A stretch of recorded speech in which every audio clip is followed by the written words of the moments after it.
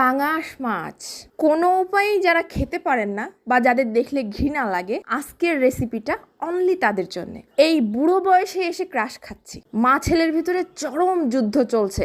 আজ দুজনের রাস্তা আলাদা, খাওয়ার সময়ও কেউ কারো মুখের দিকে তাকাবো না। আসসালামু আলাইকুম, এক্সপিরিয়েন্স উইথ পিয়ার নতুন একটা ভিডিওতে আপনাকে স্বাগতম।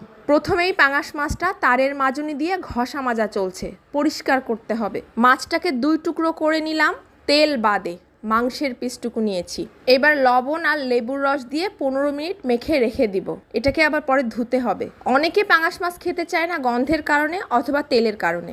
এবার খুব টানাটানি করেও আমি গায়ের চামড়াটা ছিলতে পারলাম না, মাছটা নষ্ট হয়ে যাচ্ছিল।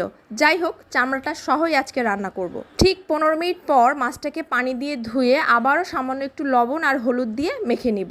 এই প্লেটটা আমার মায়ের সংসার জীবনের প্রথম প্লেট। 1980 সালে আমার মায়ের বিয়ে হয়েছে।